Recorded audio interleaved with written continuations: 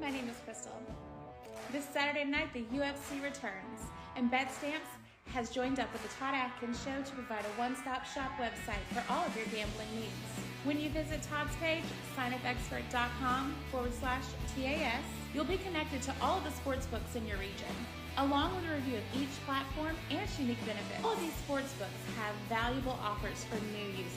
So when you register through MyLink, you'll automatically receive the top offers at each one. If you want to take advantage of these benefits and support the Todd Atkins Show, please consider signing up for your next sports book at expertsignup.com/TAS.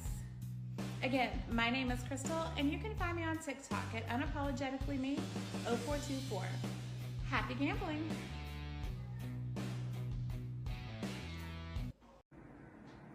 Hi, I am Nick Dilly, and you are now watching the MMA Conspiracy Hour with Todd Atkins and Miguel Iturrate for conspiracies, combat sports, and so much more. You better stay tuned, or I'll come find you.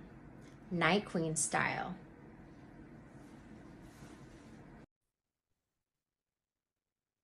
All right, so this is Todd Atkins. I'm back with Miguel Iturrate, and we're here for kind of a impromptu MMA conspiracy hour since Francis Ngannou, Anthony Joshua fight kind of finished here. And, as always, we want to thank our sponsors, Live to Fight and Bet Stamp here. And, Miguel, I kind of want to give your opening thoughts. Anthony Joshua just kind of wiped out Francis Ngannou. Maybe a little bit of surprise, at least for me, how quickly, but maybe talk about it a little bit. I thought going into the fight that this was one scenario that could play itself out. And, well, it did. This would be the perfect scenario. If Ed Hearn himself was writing a script for this, he couldn't have wrote it any better.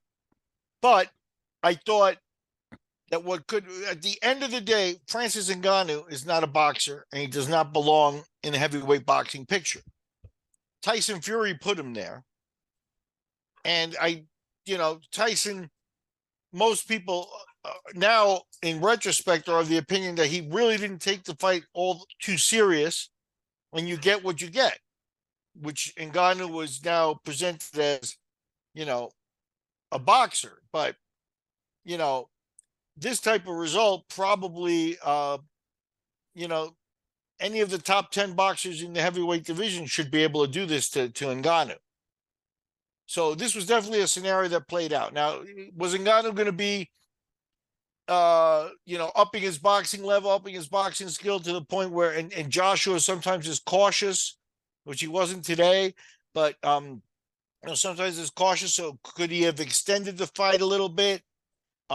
Maybe, Joshua's chin at times has been, not his greatest asset. So maybe he would have been able to get a knockdown and maybe kept some type of glossiness on his boxing career. But I think that his 15 minutes of fame, Ngannou's 15 minutes of fame in boxing are done at this point. Now, Anthony Joshua did tell him not to leave boxing after the fight. What do you make of that? Yeah, what's he going to do? Is he going to go back and fight, smokers for $500 to $1,000 a fight? Because that's probably the level he should go back to, and get 10 or 12 wins in a row, and then maybe come back if he were to do that. Boxing's not where he belongs. He shouldn't leave boxing. There's no one really, Deontay Wilder. There's no one really who can offer him a big payday and create the type of big matches that he's been involved in already. If I'm Wilder, I would want that fight after seeing what Joshua did to him. Sure. And but the problem with Wilder is between Joshua, Fury, and Wilder is definitely the guy who generates the least amount of income and box office. So how much can he actually put forward to to Ngannou to put his name out there again? No, I don't think we see him in boxing anymore. That's just my opinion, but I don't think we see him in boxing anymore. I think it was proven today that he's, and what happened is Joshua took the fight seriously. Joshua realized he has an opportunity. If he can make Ngannou go down quickly like he did, then that opens up the question of the Tyson Fury fight again. Fury couldn't do it, but he could. That's a very simple contrast that people, the general public, will understand. Obviously, real boxing heads will think it's more nuanced than that, and it is. But for a general big sell of a fight, Tyson Fury, Anthony Joshua is now, in Wembley Stadium, is now one of the biggest fights that's out there anywhere, and Joshua created that. Fury did his part by sucking in the last fight that he was in. And, even Frank Warren said he's tired of the guy negotiating with him and seemed to suggest that he was out partying and doing cocaine again every once in a while. Tyson Fury may very well be at the end, he's still undefeated. If he never fights again, he'll go down undefeated. But he may very well, and on top of all that, he's a big man, and we've talked about it before. Big men tend to lose their coordination and their speed and some of their physical attributes, a little quicker, a little more obviously. The Brits will remember David Price. We've mentioned him before as an example. I hate to point him out. I like David Price in that you could bottle his guts and his want to fight, you'd have great fighters. So I don't mean to pick on David Price, but there's a guy who, as a big guy, his lack of speed at the betrayed him as he moved on in his career.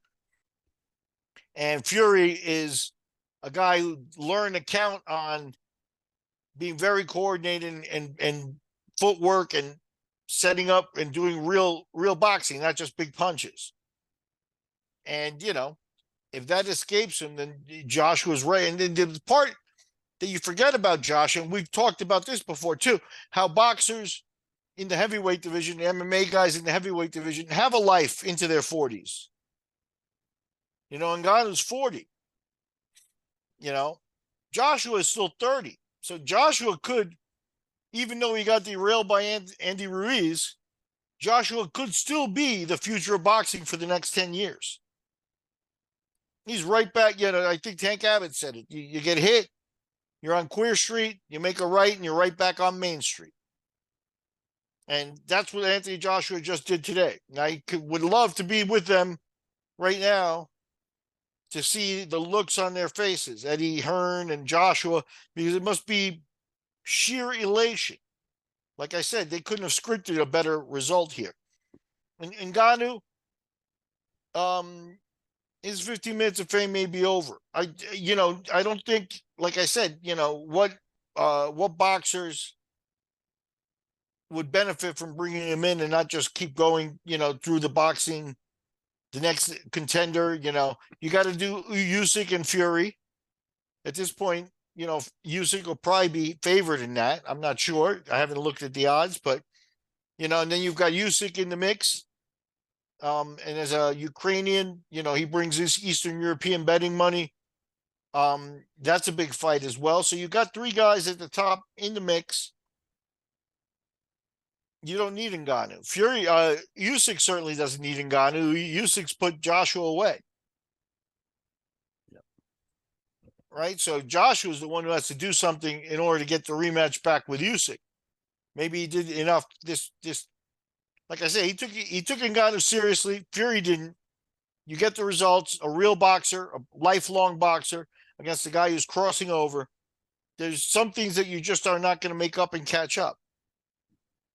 And Fury should have been able to prove that, but like I said, Fury was too enamored with his ability to talk on the mic, and he started to believe his own press, his own words, and he forgot to do the work. And the truth is, after some of his cancellations with David Haye, where Fury was a non-factor at the top of boxing, he went off and became an incredibly lifted his level of boxing and became a top level boxer in that time period. If you look back at the David Haye cancellations and stuff, right before that, he wasn't taken as serious as he was. And then his whole story of beating Klitschko, which was a fantastic all-time win, and then kind of going off the rails and coming back and still, showing a high level of skill.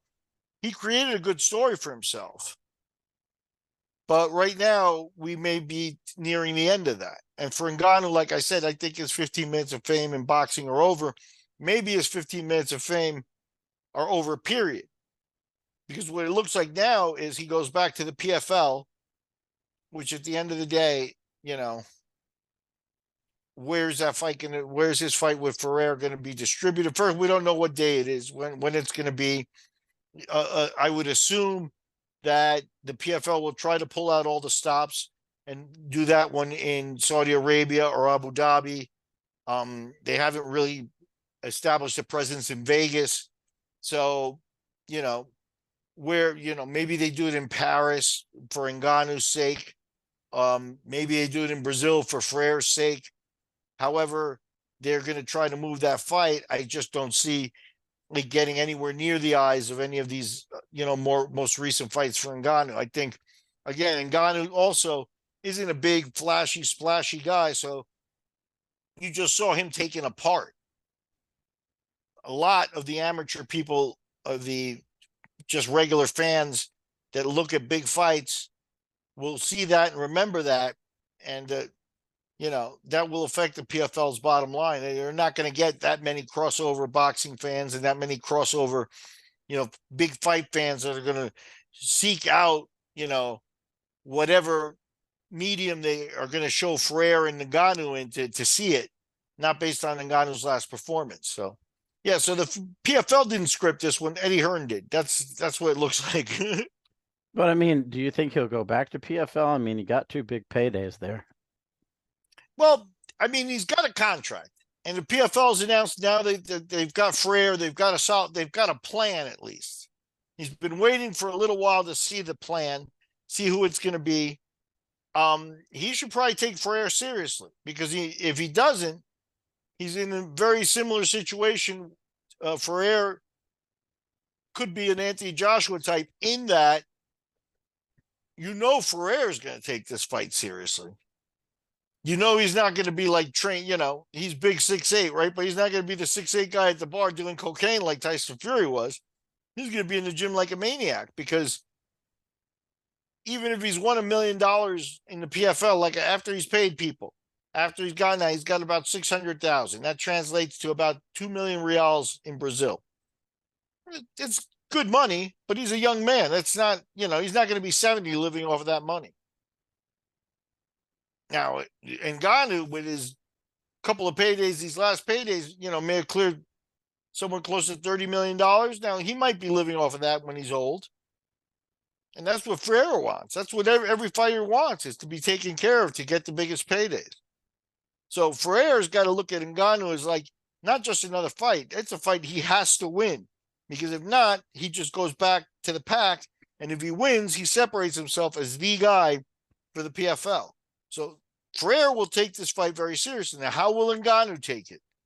After a loss, coming back to MMA, which, from everything that we've known for the last year, he's been, even since maybe he left the UFC, he knew he wanted to do Tyson Fury first. It was part of his negotiating. He was trying to get out of the UFC. When they didn't give it to him, he mentioned it to One. That was a showstopper with One. The PFL let him do it. He's been focused on boxing the whole time, so he's been immersing himself in boxing for at least a year or two.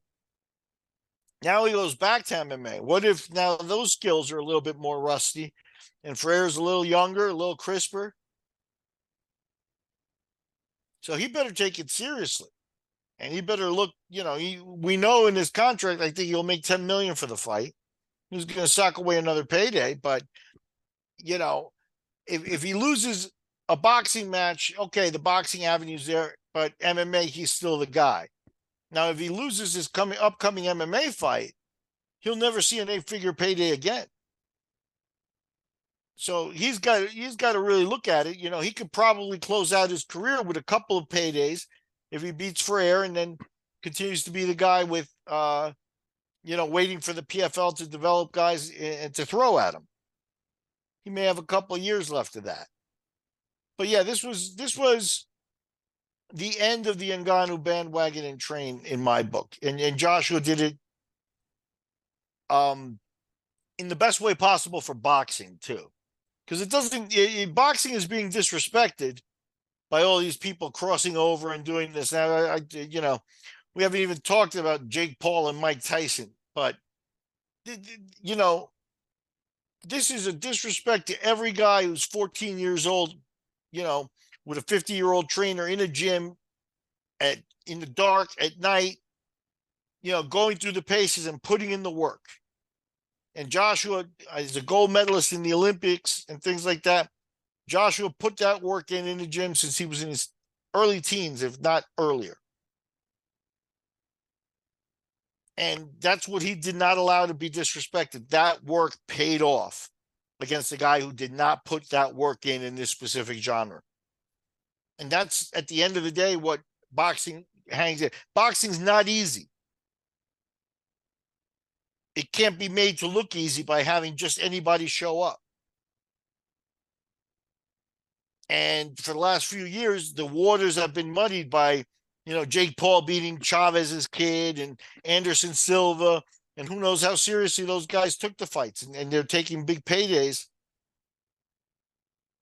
But the waters are muddied, and people seem to think anybody could just go and box and, hey, we're going to box and we're going to make $1 million and stuff like that. Boxing's not supposed to be easy. And so my hat's off to Anthony Joshua for going out and freaking proving that right now, because I was waiting for Anderson Silva to prove it with Jake Paul. I was waiting for Nate Diaz to prove it with Jake Paul. I was waiting for Tyson Fury to prove it with Francis Ngannou. Mayweather, in the retrospect, Mayweather and Conor. Mayweather was on record with Stephen A. Smith as before the fight saying, I'm going to do him in the 8th or 9th. Because he knew that's the level of dominance he had. He did exactly what he was going to do. But he didn't do the sport. He did himself a favor. He didn't do the sport a favor. He actually carried Conor so that the show would be bigger and people wouldn't. If he knocks him out in the second round, there might be people who say, oh, that wasn't worth it. So he actually was able to give the people what they want, but he didn't do the sport justice, because if he's the greatest ever, which he says he is, I don't, but he's certainly one of the elite boxers that we are ever going to see, he should have wiped out Conor the same way. And that would have been the statement that boxing needed. And I've been waiting for boxing to send this statement right away. And it took Anthony Joshua to do it. So that's why how I saw the fight is finally boxing showed up and said, look, this isn't a game, and we're tolerating amateurs at the top level is not something that is for longevity in this sport. And here we wiped you, and you probably wiped out the most serious of those crossover guys, So yeah, that's the message I think was sent with Joshua. I think Joshua Fury becomes a big thing. I think we already knew we were going to see Ferreira with Ngannou. But Ngannou's time in boxing is probably gone. How does he motivate himself to come back against Ferreira and Ngannou? It's all going to depend on Ferreira a little bit. I think, Ferreira obviously is a big guy. He's done his job. He's got 3 MMA losses. So he seems to have some holes in his game. Ngannou, the other fear here is Ngannou's path to victory here is probably take him down and ground and pound. Not exactly the most exciting thing, but facing a guy who's younger, maybe faster, and 6'8", that long and big, one of those front kicks or anything like that, Ngannou could go and lose that fight if he doesn't. And so therefore he might be worried and play it safe. That's the way it could affect him, is that he plays it safe, and that'll just take his star down a little bit. People will be like, oh, well, he won, but it was boring. So, yeah, Ngannou's like I said, this result was the worst case scenario for Ngannou. Yeah, and that's what I'm saying. If I'm Ngannou, where does it go? He's not going to get the Jones fight. So to come back against Ferrer, it's like what's next? You know, after that, if I win, there's nothing. Right. No, the PFL is doing a heavyweight tournament this year. So that will, another winner will emerge, and that is probably logically who the PFL will offer. Hopefully, the guy does something absolutely spectacular that comes to, be seen all over the world.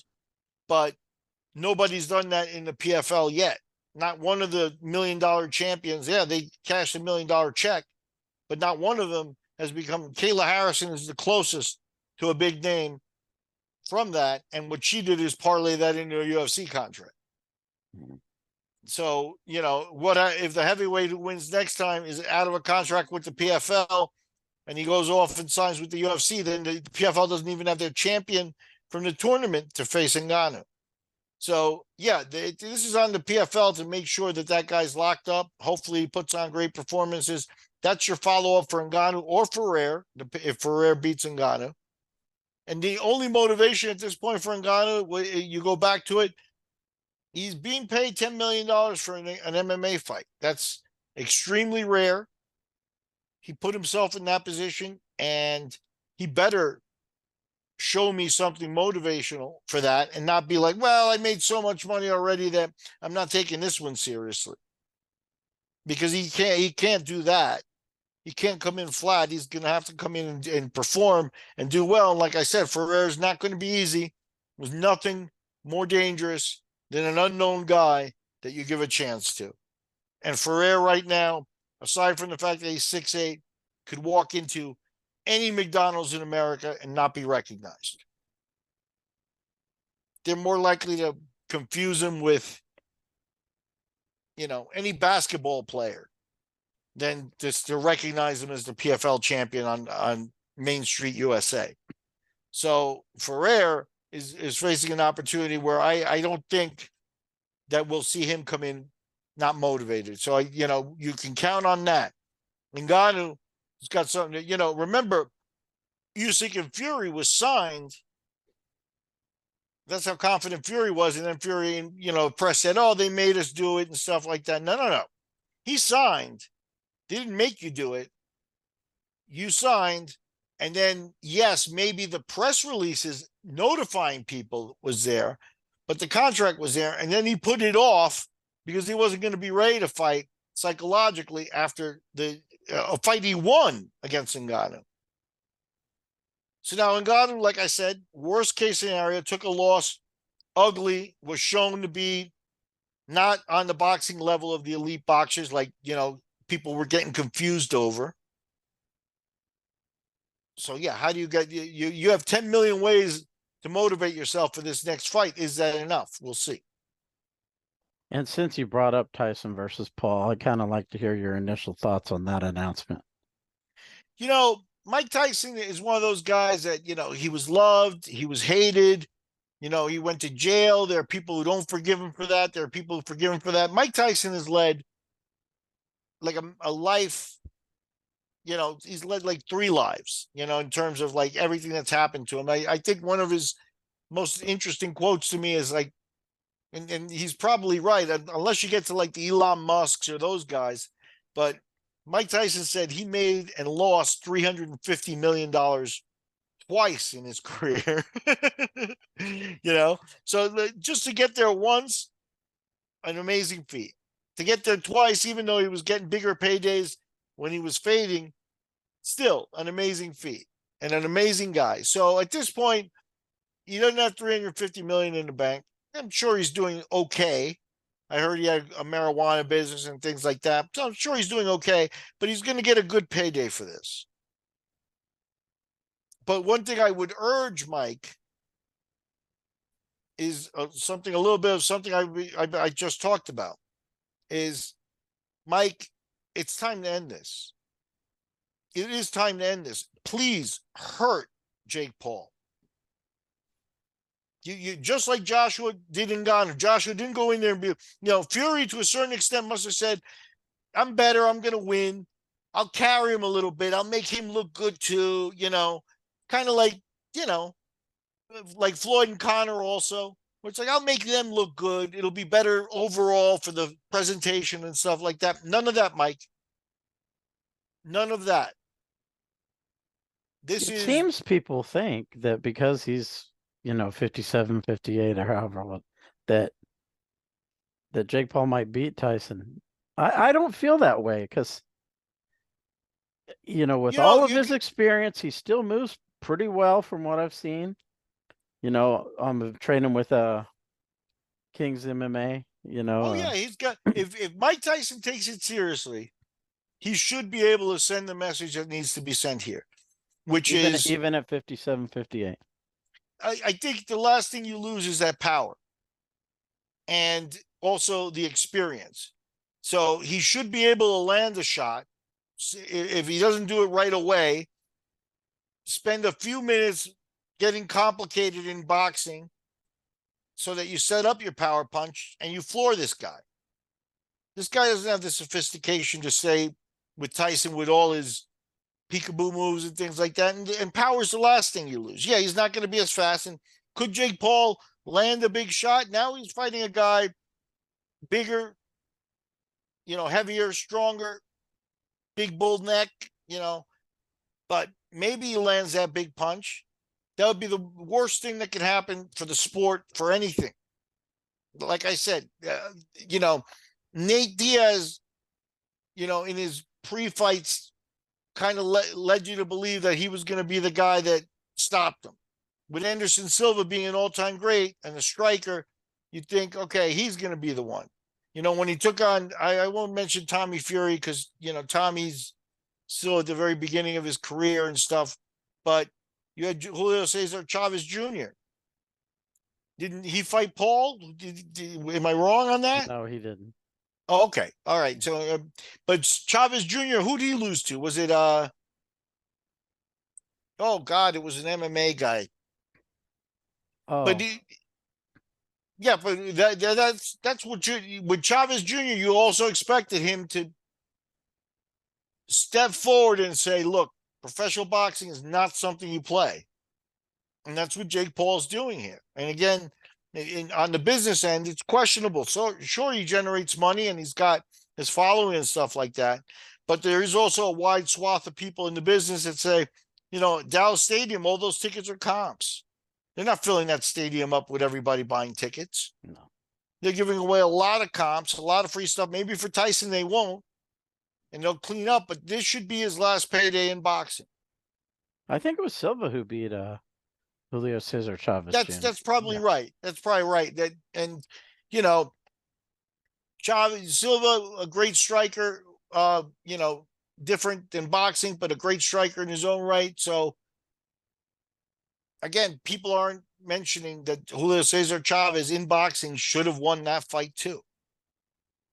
And that's the thing is so that's my call to Mike Tyson. End this now. It's time. The real boxing people will appreciate it. Nobody how could Jake Paul be making more money than Terrence Crawford in boxing? It's a joke and a farce. It has to end. He thinks he's working the business, doing this. No, he's just really only filling his own coffers. And a select few guys are making paydays up, but at this point, it hasn't even been boxing guys. It's been mainly MMA guys that are getting their money for. So Jake Paul, despite all his talk, and he says, this, that, the other thing, has done nothing for boxing. Mike Tyson can now do something for boxing, and that's end this plague. I think that's a good way to end on it. That's a good statement to end on it with. So it'll be interesting to see what happens with that one.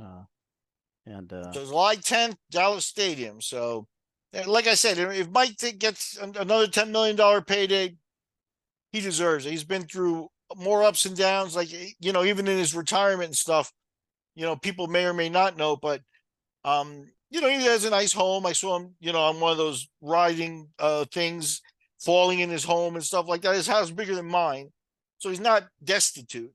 But he's also had some tragedy. He lost a juvenile, a daughter, like a under 10-year-old daughter in a gym accident in his home.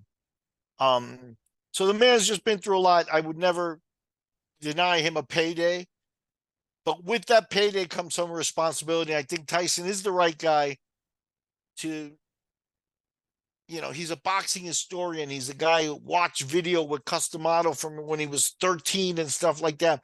He understands what I'm saying. And that is that boxing is the one that's being disrespected by these people, the sport in general. And it's time that it shows some pride in itself and somebody steps up and does the job that needs to be done. We saw a glimpse of it with Anthony Joshua today, and that's why I was excited over that aspect of it. If Ngannou had won or Ngannou had looked good, then there are other scenarios and we'd have to keep talking about it. But I think Joshua just finished that statement, and I think that that's really what needs to be done with the whole boxing stuff. So, Mike, grab your payday and do the right thing. Now, as always, I like to let you kind of end on, what you're doing with the rescue. I appreciate that. It's same old story, same things every day. More dogs out there, more dogs to be rescued there. I live in a town that's, in a suburb of a town that it's kind of well known as being, a decent place. It's not, slummy. And a lot of people come and drop dogs off there and leave thinking, oh, they'll take care of them and stuff. And, I was in the market today, the central market in the town, and I know the dogs that live there. At this point, they know me, they see me, they come to me, they know they're going to get food and stuff like that. And all of a sudden I found there are 3 dogs there. I haven't been there in 4 days. And now there are 3 new dogs there that I have no idea, I've never seen before. And I asked people around, oh, they just showed up and stuff like that. People are indifferent. They get fed in there. There's restaurants and things like that. They get fed in there. But the danger there is, and they'll be safe. So there'll be street dogs that are not in real danger. But again, what you have to realize is, if next week sees 3 more and next week sees 3 more, there's going to come a point where that's not a good way for dogs to wind up, getting fed in the market by people's scraps and stuff. That's sustainable for a little bit, but that's a looming problem that's coming up now. So we'll see if we can grab, there's one little one that's actually, maybe adoptable. Bigger dogs are very hard to get adopted because, of space and, they eat more and stuff like that. But little cute, little fluffy, furry dogs have a better chance. So I may be grabbing a dog here by the end of the weekend to try to get them some love, a home. We'll see. We'll see how that goes. So that was the story of my day today, was going down to the market and running into 3 new friends. They like to see me with my little bag of food. And as always, people, you can donate to Miguel's cause. In the show notes, we have a GoFundMe there. And Miguel, it's great talking to you about this particular fight. I thought you summed it up really well, as you always do. And thank you, Todd. People feel free to comment on the videos. Miguel respond, I'll respond.